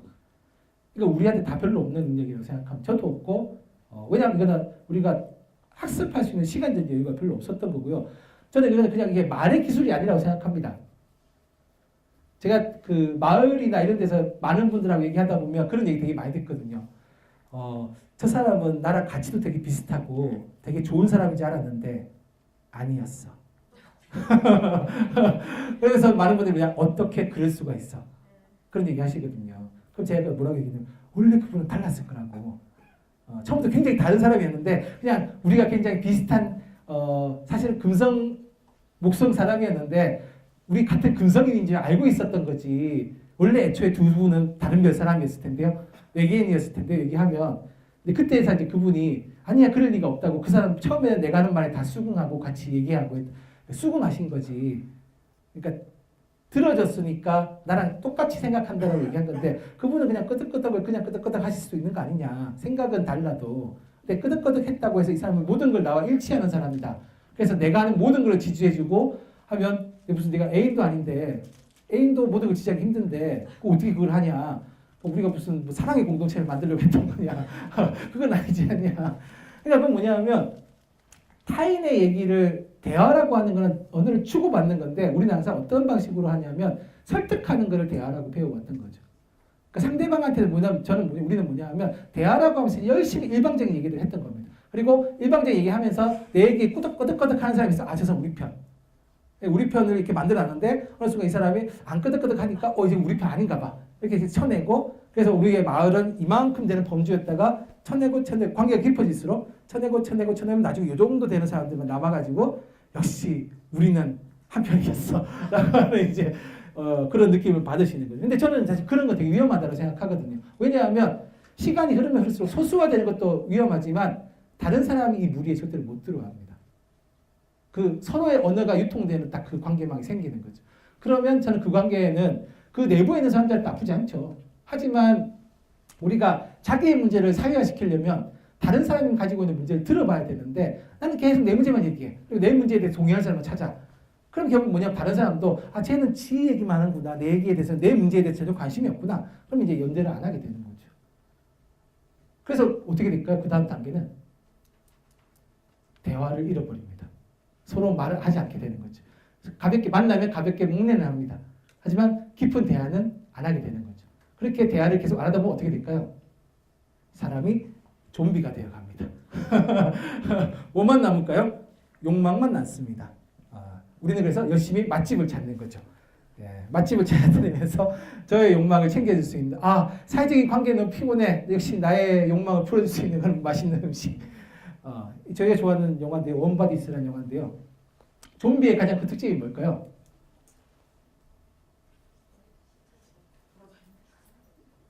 네. 식욕이 강하죠. 보행 속도가 느리죠. 최근 영화에는 빠르게 뛰는 좀비도 등장했지만요. 그리고 더 중요한 건 언어가 없습니다. 그러니까 사실 저는 그게 되게 상징적으로 생각하거든요. 22세기 정도 되면 인간이 어떤 존재일까? 생각해보면 저는 좀비일 수도 있다고 생각합니다. 왜냐면 더 이상 서로를 먹이의 대상으로 보지. 그리고 좀비 영화 보시면 그렇잖아요. 상처난 좀비들은 철저하게 다 버립니다. 버리거나 먹거나. 그리고 열심히 먹잇감들을 찾아야 돼요. 먹잇감이 누구인지에 대해 관심을 가지지 않습니다. 그냥 먹이죠. 이 원바디스라는 영화가 되게 특이한 게 뭐냐면 좀비가 인차에서 얘기 되겠죠. 좀비인데 뇌를 먹습니다. 인간의 뇌를 먹는데 이 영화에서 좀비가 인간의 뇌를 먹는데 뇌를 먹으면 그 인간의 기억을 가져가게 됩니다. 그래서 이 끔찍한 내용입니다. 사실은 이 좀비가 이 여성의 남자친구를 뇌를 먹고 그 연애의 기억을 전이되면서 이 여자를 사랑하게 되는 아름다운 영화인데요. 사랑하게 되면서 어떤 특이한 점이 생기냐면 사랑하기 때문에 보통 좀비들이 먹어버리는데요. 얘는 안 먹고 대화를 시도합니다. 그래서 이 영화에 되게 특이한 점이 뭐냐면 좀비가 연애를 하면서 언어를 회복합니다. 그러니까 계속 이 상대방에 대해서 어떤지를 알아보고 싶은 거죠. 궁금한 겁니다. 이 대상이 궁금해지면서 하고 이 또 이 영화의 되게 특이한 점이 이 친구가 사랑을 하면서 언어를 회복하고 나중에 어떻게 되냐면요. 심장이 다시 뛰기 시작합니다. 그런데 되게 재밌는 점은 보통 이런 영화에서 한 좀비가 이렇게 되면 다른 좀비들이 잡아먹거나 왕따를 시키는데요. 이 영화에서는 다른 좀비들이 이 심장이 다시 된 걸 보고 부러워가지고 부러워서 우리도 심장이 뛰고 싶다. 그래서 다른 좀비들도 언어를 막 연습해서 인간들과 결국 나중에 같이 살게 됩니다. 물론 이 영화의 되게 백미는 저는 되게 중요한 정치에 되게 중요한 거는 공동의 적이라고 생각하거든요. 인간과 좀비가 되게 적대적이었는데요. 가장 좀비스러운 집단이 또 있습니다. 이렇게 영화에서는 뼈다귀라고 불리는 정말 식욕만 정말 남아있는 거기가 공동으로 힘을 망쳐서 걔들을 없애고 인간과 좀비들이 같이 어울려 살게 되는 그런 아름다운 영화가 이 원바디스라고 하는 영화의 스포일러입니다. 이 영화는 이제 한번 시간 나면 보시면 저는 되게 재밌게 봤는데요. 왜 제가 이 얘기를 하냐면 회복될 가능성이 있다는 거죠. 좀비도 회복되는데 우리는 아직 좀비가 아닌데 대화의 가능성을 우리는 회복하지 못할 리는 없지 않습니까? 내 옆에 있는 사람들, 그러니까 내 문제를 드러낸과 더불어서 사실은 내 옆에 있는 누군가도 굉장히 자기 속에 말하고 싶어하는 게 있다고 생각합니다. 근데 사회적으로 그걸 말하지 못하도록 한 거죠. 저는 뭐 미투 운동도 마찬가지 생각하거든요. 사회적으로 강제시켜놓고 말하지 못하게 된 것들을 말하게 됐을 때 저는 그 말에 우리가 어떻게 반응해야 할 건가가 되게 중요한 거고 그 반응의 지점이 저는 우리가 계속 좀비화 될 것인가 아니면 다시 인간화 될 것인가에 되게 경계선상에 있는 거다. 되게 뭐냐 하면 내 주변에 누가 있고 그 사람이 지금 무슨 메시지를 발신하고 있는지를 우리가 귀를 쫑긋 세우고 사실은 있어야 되고 그냥 들어주겠다 이게 아니라 사실은 그 메시지에 반응할 수 있어야 되는 거죠. 되게 전 이상한 것들만 계속 그림을 가져오는데 그래서 그런 사람들과 반응할 때 전 되게 중요한 게 연결이라고 생각합니다. 우리 도대체 다른 데를 얘기하면 이걸 연대라고 얘기하는데요. 저는 연대하기 전에 연결이라도 좀 됐으면 좋겠다. 좀 타자 우리 그러시거든요. 이제 뭐 주민들이 약간 주민운동 이런 관련돼서 얘기를 드리면 그런 얘기 많이 하세요. 우리 동네 사람들 너무 안 모여요. 사람들을 어떻게 해야 될지 잘 모르겠어요. 근데 그 동네 사람들이 분명히 모인 데 있을 텐데요. 다만 그 장소가 우리가 생각하는 그 장소가 아닐 수도 있다. 사람들은 어딘가에 계속 모이고 있는데 우리가 생각하는 그 장소에서는 잘 안 모일 수 있는 거죠. 그러니까 우리는 뭔가 좀 그렇지 않습니까? 뭐 집회 장소에서 만나면 좋을 것 같고 뭐 광화문에서 만나면 좋을 것 같고 하지만 저는 뭐 광화문에 못 나가는 사람도 있을 거라 생각하거든요. 그럼 광화문에 못 나가는 사람들이 뭐가 있는 그 사람들을 찾아내고 그 사람들이 어디서 무슨 얘기 하는지 들어보는 게 되게 중요한.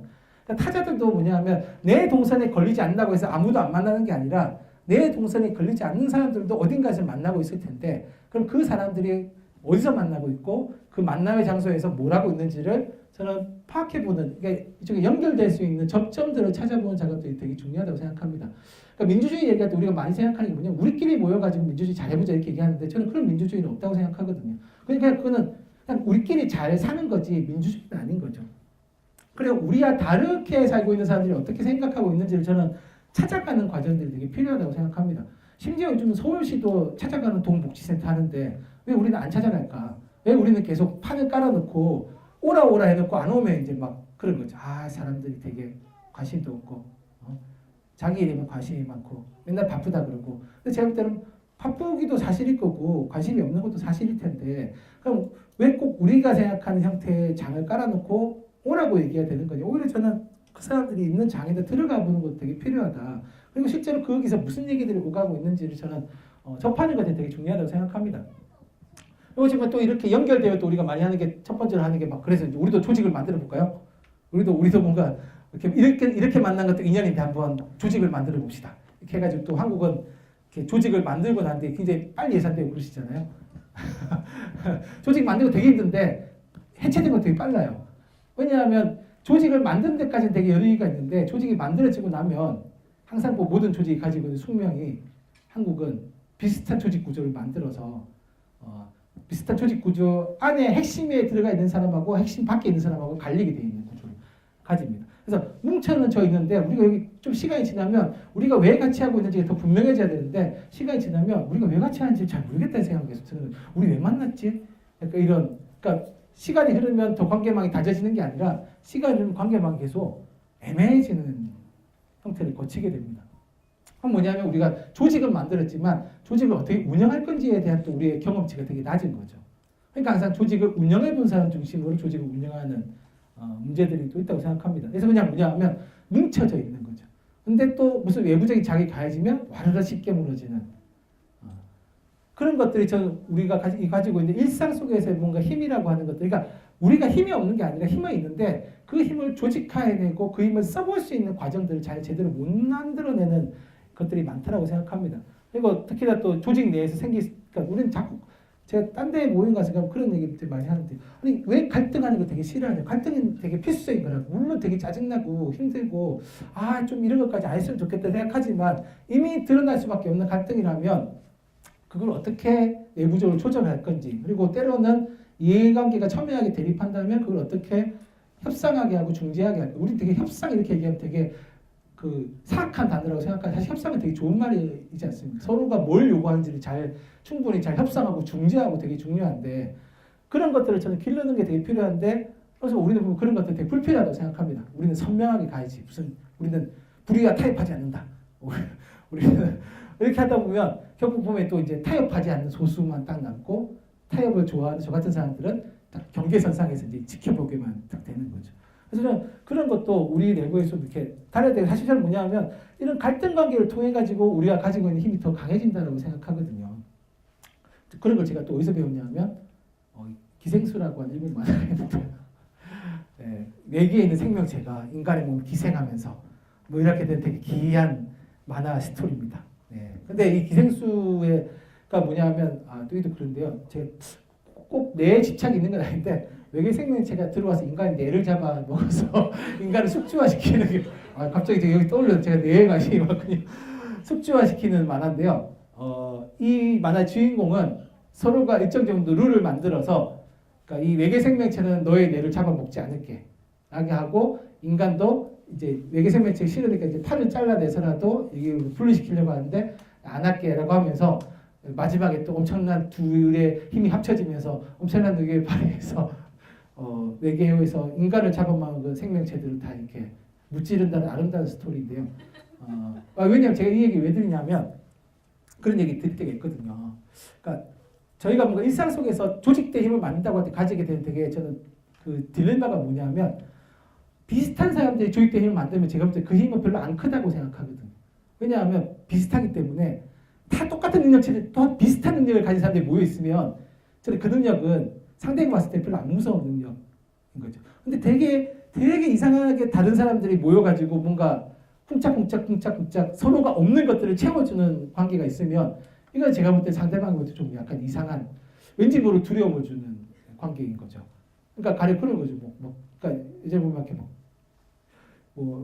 여기 뭐 다른 그런 좀 계시겠지만 뭐 이렇게 운동단체가 나가지고 막 구청 앞에서 시위하면 예전에는 구청이 막 했는데 요즘은 되게 신경도 안 씁니다. 시위한테면 해라. 우리는 우리 밥 먹으러 가겠다. 이렇게 해서 막 지나가잖아요. 왜냐하면 저기는 운동할 거라고 1인 시위다 피켓팅 할 거라고 생각했기 때문에 오히려 그때는 이맘때쯤 되면 올 것 같은데 왜 안 오지? 이런 생각하는데 전혀 그런 거 안 할 거라고 생각했던 사람들이 갑자기 피켓 들고 서 있으면 되게 불편한 거죠. 쟤들 누굴까? 그래서 이제 지나가다가 어디서 오셨어요? 누구세요? 이런 얘기 물어보게 되는 거죠.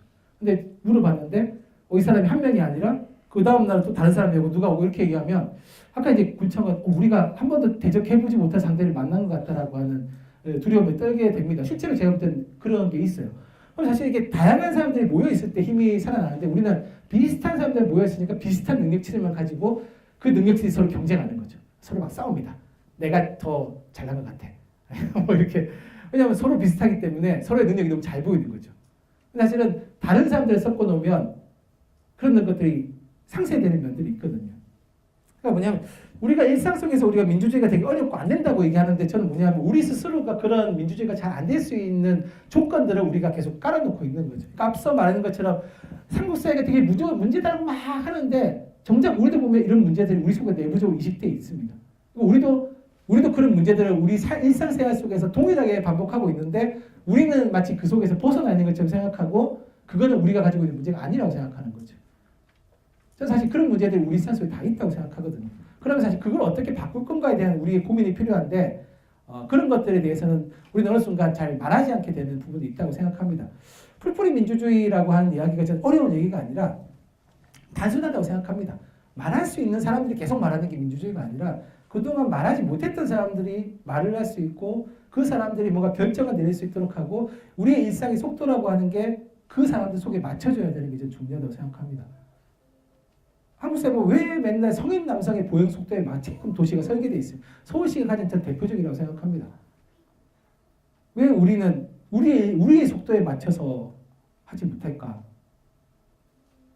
결국 뭐냐면 이 도시는 우리의 속도에 맞추는 우리의 과정이 필요한 거고 그 속도가 우리의 삶의 속도가 돼야 된다라고 하는 사회적 합의를 만들어 나가는 과정이 되게 중요하다고 생각합니다. 그게 안 되면 계속 우리가 살고 있는 일상의 질서라고 하는 것들은 아닌 것 같지만 사실은 저쪽이 만드는 삶의 질서에 구속되어 있는 거죠.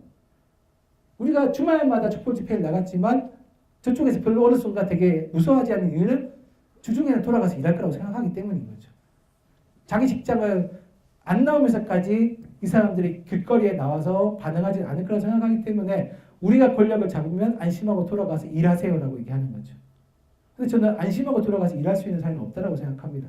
하지만 우리가 살고 있는 일상생활 속에서 계속 정치가 벌어져야 되고 그 정치의 힘이라고 하는 것들이 조금씩 뭉쳐지면서 이미 제도화되어 있는 권력이라고 하는 걸 압박할 수 있는 단계를 저는 가야 된다고 생각합니다. 근데 그 단계는 누가 만들 수 있는 건 아니라고 생각하고요.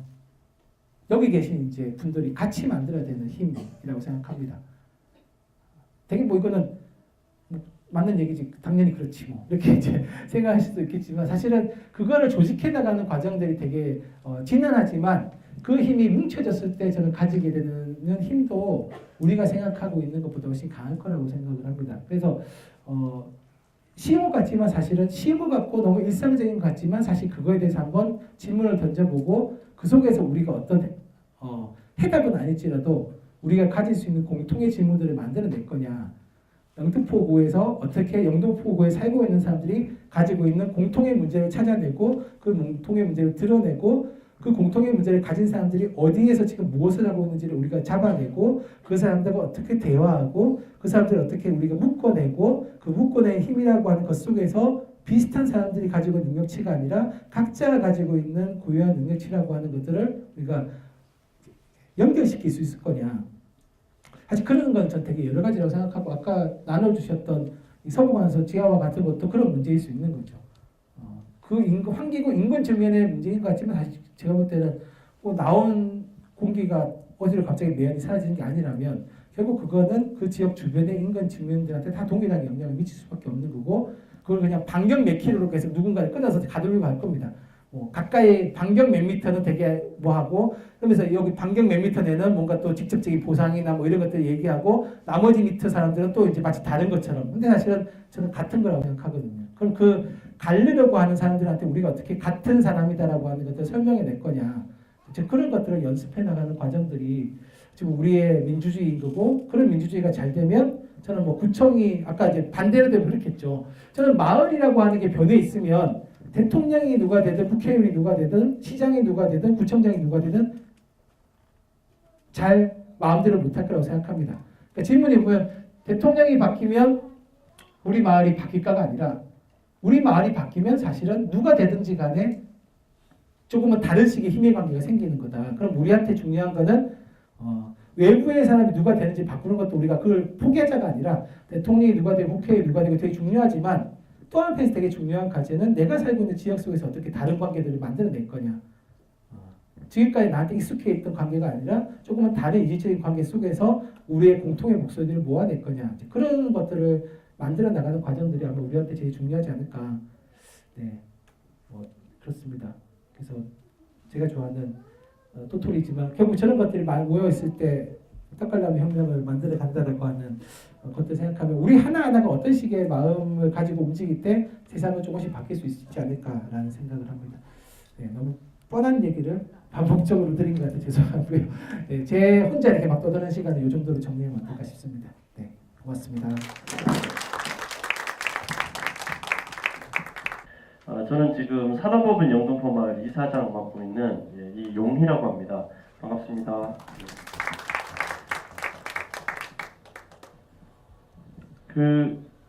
오늘 원래 약속된 시간은 9시고요.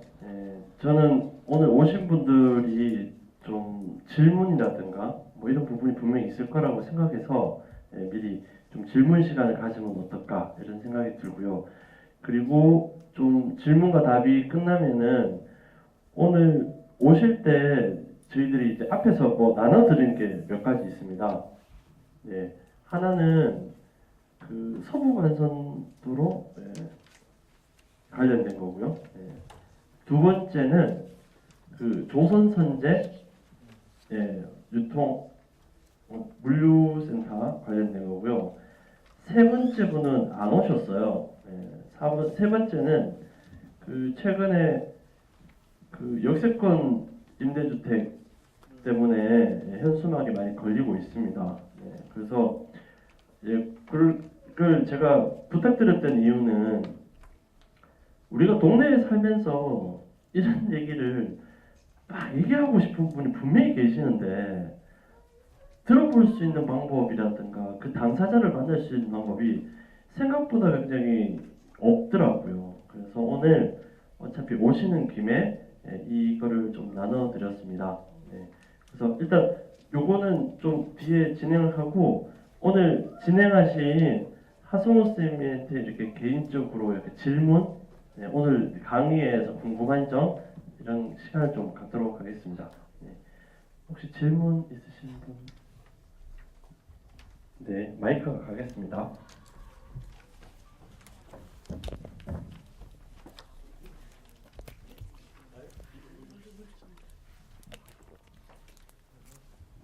네, 안녕하세요. 네. 박진선입니다. 네, 반갑습니다. 저기 아까 전에 말씀하셨던 거 그거 찾아보면은 되긴 할 것 같은데 오신 김에 여쭤보려고. 네, 아까 행안부 주민발의 모바일 인증 하는 부분이 지금 발의가 지금 안건이 올라간 건가요? 아니면 지금 그냥 실행이 되고 있는 건가요? 아니요, 지금 작년 10월달에 행안부가 로드맵을 만들어서 준비는 됐고 아마 내부적으로 정리해서 아직 실행은 안 된 것 같고요. 아마 곧 실행되지 않을까 생각이 듭니다. 왜냐하면 안이 다 만들어졌고 이걸 이제 시스템적으로 어쨌든 인정하는 과정이 필요한데 그거는 행안부 로드맵 포함되어 있으니까 아마 곧 실행되지 않을까 싶습니다.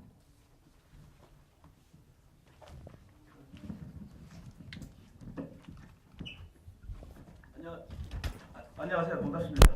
강의 잘 들었습니다. 네. 그리고 우리 강사님 기사나 이런 부분들을 잘 봤습니다. 네. 하여튼 제가 공감하는 부분들이 많아가지고 강의를 원달해가지고 적극적으로 참여했습니다. 고맙습니다. 제가 이 동네에서 하고 있었던 일은 주민참여위원을 2년을 했었고요. 현재는 서울시 참여예산위원으로 일하고 있습니다. 중요한 것은 주민자치나 이런 주민참여를 하려고 해도 여기 지금 사단법인 영등포 마을 이사장으로 계시고 있는 이용희 이사장님 같은 부분 또 같이 이루고 있는 분들을 옆에서 보고 있으면 안타까운 것들이 있어요. 짠하다라는 부분이 나옵니다. 이유가 있습니다. 동네 일을 하는데 예산이 없어요. 예산이 없는데 어떻게 일을 하냐 이거죠. 아무리 자치를 하는데 예산 없이 사람만 모이면은 민주주의가 되고 자치가 이루어지는가. 이런 부분들이 분명히 이런 부분들은 제도적인 부분에서 저도 예산 들어가서도 보고 네. 또 국회의원이든 구의원이든 구청장을 만나도 이런 얘기를 합니다만은 항상 돈은 없다라고 얘기하더라고요. 5,300억 있음에도 불구하고. 그런데 이런 부분들은 더더 우리 선생님 같은 경우는 더 많이 고민을 하고 이런 질문들이 나왔을 때 어떻게 답변을 해주시는가? 제 질문 이겁니다. 네. 아마 여기 보니까 다음 번에 김상철 선생님 오시네요. 네.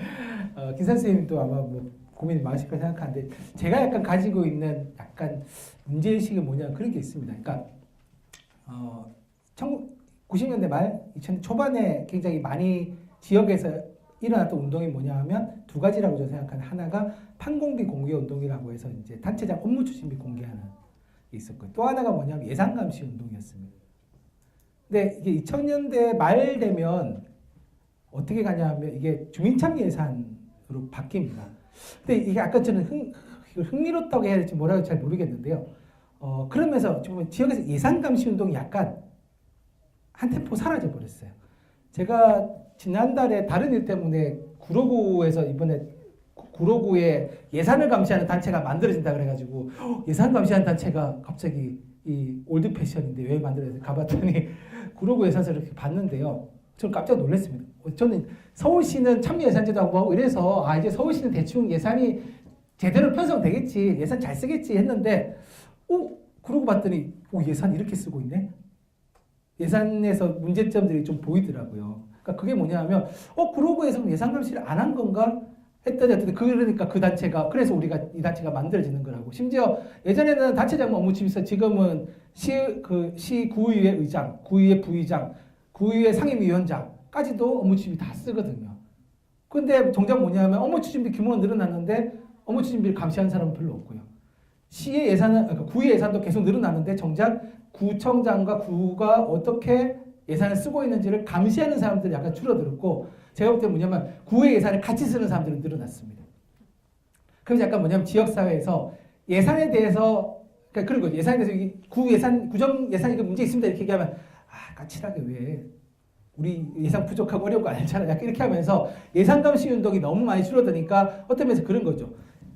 구 예산, 시나 구 예산에서 일정 부분을 떼가지고 자 이거 참 예산으로 화이팅 이런 거 있고 다른 앞에서 이쪽 문제가 가지고 예산을 편성하고 예산을 집행하는 문제점 같은 경우에는 그냥 약간 감시의 끈이 놓쳐지면서 약간 저는 뭐냐 하면 한편에서 주민참여 예산제가 서울시가 계속 규모가 확대되고 있지만 다른 한편에서 예산과 재정을 쓰는 방식들은 정말 옛날과 비교해서 달라졌고 좋아졌나 생각하면 별로 안 그런 거죠. 여전히 비슷한 방식으로 공무원들은 예산을 편성하고 집행하고 있고 시민들은 그 예산 편성과 집행에 대해서 권한을 제대로 행사 못하고 있고 구의회나 시의회는 그걸 잘 속고 이제 묵인해주는 관계로 가고 있는 거죠. 그래서 약간 이게 저는 모순이 생겼다고 생각합니다. 서울시 같은 경우에는. 주민참여 예산제는 활성화되고 있는데 시나 구의 예산에 대한 감시망은 약간 더 허술해지고 있다고 얘기할까요? 그러면서 약간 저는 뭐냐 하면 왜 이렇게 얘기하면 너무 악의적이기도 한데요. 그러니까 약간 서로가 어두우면 덮어주고 가는 듯한 느낌이 있는 거죠. 그러니까 이게 약간 저는 그러면 거버넌스라고 하는 게 서로의 어두운 면을 덮어주는 게 아니라 사실 거버넌스는 서로의 어두운 면을 적극적으로 드러내고 그 문제를 시정해 가는 것들이 저는 거버넌스라고 생각했는데 어느 순간 제가 아까 말씀드린 서울시정이 최근에 하고 있는 뭐 지하화 사업을 비롯한 몇몇 과정을 보면 약간 이게 우리 어둡고 어려운 문제에 대해서는 말하지 않기 약간 이렇게 돼가고 있는 느낌이 아까 선생님 말씀하신 것처럼 자꾸 예산을 묵인하게 되고 구청에 있는 공무원들도 민주화가 되면 달라져야 되는데 그게 아니라 계속 비슷한 자세로 우리 주민참여 예산제 하잖아요. 그때 가서 얘기하시면 되지 뭐 이렇게 얘기하면서 그냥 자꾸 피해 나가는. 그래서 전체적으로 예산을 어떻게 편성하고 이런 거에 대한 주민들의 감시망이 저는 조금 더 강해지지 않으면 선생님 말씀하신 그런 문제들이 계속 반복될 가능성이 되게 크고 제가 구로구에서 그때 제가 영등포 가서 저 구로구 제가 구로구를 봤더니 어쨌든 뭐 공무원들이 국외에 여비 쓰는 것도 되게 제가 볼 때는 방만하게 집행되고 있고요. 그렇게 여비를 쓰게 되는 게 합리화되는 거는 또 결과적으로는 구의회가 제대로 감시를 안 한다는 얘기고요. 또 그 얘기 뭐냐 하면 구의회에 있는 구의원들도 그런 식으로 예산 집행되는 게 자기들한테 별로 나쁘지 않은 거죠. 왜냐하면 자기들도 이제 선거 때 공약한 거는 어느 정도 해야 되고 하니까 일정 정도 구청이 그렇게 가는 걸 묵인해주고 그렇게 가는 면이 있지 않을까 생각이 듭니다. 그래서 저는 한편에서는 지금 약간 우리의 지역사회에 되게 필요한 게 진짜 우리가 말씀하신 주민자치를 하려면 그냥 일정 몫으로 떼어져 있는 참 예산이 아니라 진짜 구청 전체가 관장하고 있는 예산이 어떻게 편성되고 집행되고 결산되는가. 사실 저는 그래서 결산에 대해서도 관심이 좀 가야 된다고 생각하거든요. 예산만 보면 사실은 궁극적으로 돈을 어떻게 쓰는지를 보는 거는 결산인데 사실 주민참여예산장의 결산까지는 잘 안 보는 거죠. 그냥 예산이 편성되고 이게 얼마나 반영되는가까지만 보는데 실제로 돈을 그래서 어떻게 썼고 얼마를 남기고 실제로 남긴 돈을 잉여금을 만들어서 구청이 어떻게 쓰는가 이런 걸 사실 보려면 저는 예산이 전체적으로 집행되고 결산되는 과정 전체 한번 예산의 순환 사이클을 다 주민들이 보셔야 되지 않을까. 근데 이제 그렇게 되면 일이 더 늘어나시는 거죠. 네. 근데 뭐 저는 전문성도 필요하고 어떤 면에서는 예산서를 보는 것 자체도 되게 중요하다고 생각하거든요. 왜냐하면 주민들을 보시면 이 예산이 진짜 그러니까 가령 뭐 1억 썼다 이러면 1억 진짜 이 공사가 1억이었어? 이런 생각 드시잖아요. 야 저거 내가 볼 때는 한 5천만 원이면 떡을 칠 것 같은데 저게 왜 1억이야? 그러니까 이건 전문성의 문제가 아니라 사실 살고 계신 아까 제가 국가처럼 보기 그 얘기거든요. 제임스 콧이 한 얘기가 사는 사람들이 보면 저게 견적이 나오는데 항상 행적은 뭔가의 다른 관계 때문에 견적을 높게 부르거나 낮게 부르거나 해서 이게 오간다라는 거죠. 그럼 그거에 대해서 가장 그 사업이 왜 필요하고 얼마가 들어가야 되는지를 가장 잘하는 사람이 누구냐? 가장 그 필요한 게 뭐냐? 가서 물어보면 되지 않냐? 지역 주민들한테. 근데 우리는 항상 안 물어보고 본인들이 생각하는 딱 요 도량형과 계량형에 맞춰가지고 사업을 설계하고 주민들이 항의하면 그걸 잘 몰라서 그러신 거라고 이제 이렇게 얘기해야 되는. 그리고 사실 전문성 얘기하면 서울 아마 그럴걸요. 영등포구도 아마 뭐 무슨 위원회는 다 대학 교수들 들어와 있고 서울시도 보니까 요즘 엄청나게 대학 교수들 많이 위원회로 들어가던데 결국 뭐냐 우리가 알고 있는 전문성들 어떻게 쓰여지고 있냐면 다 시나 구가 잘못하고 있는 이들을 약간 정당화시켜주고 있는 이들의 저는 전문성이 쓰여지고 있는 게 아닌가. 그래서 전문성보다 필요한 건 사실 우리가 우리 지역에 대해서 얘기하는 거 이게 더 필요하지 않을까 생각이 듭니다. 네, 질문에 좀 답이 됐나요? 네, 그냥 바로 이어서 광고하겠습니다. 네, 그게 나실 것 같아요. 다음 강의는 그 보신 자료에 보면 이렇게 있습니다. 우리 동네 예산은 어디서 와서 어디로 가나요? 저 같은 경우는 간단한 제 경험을 얘기하자면은 제가 매년 구에서 나오는 그 예산서가 있습니다. 한 300 몇 쪽 정도 되는데요. PDF로 항상 잘 정리되어 있습니다. 그래서 제가 PDF로 보면 눈이 너무 아프니까 한번 인쇄를 해봤어요. 그러니까 한 4, 5만 원 정도 한 권이 딱 나오더라고요. 그 권을 하나씩 넘겨보면은 참 이솝과 천일야화처럼 되게 재밌는 게 많습니다. 그래서 제가 최근에 본 것 중에는 태극기를 그렇게 많이 사더라고요.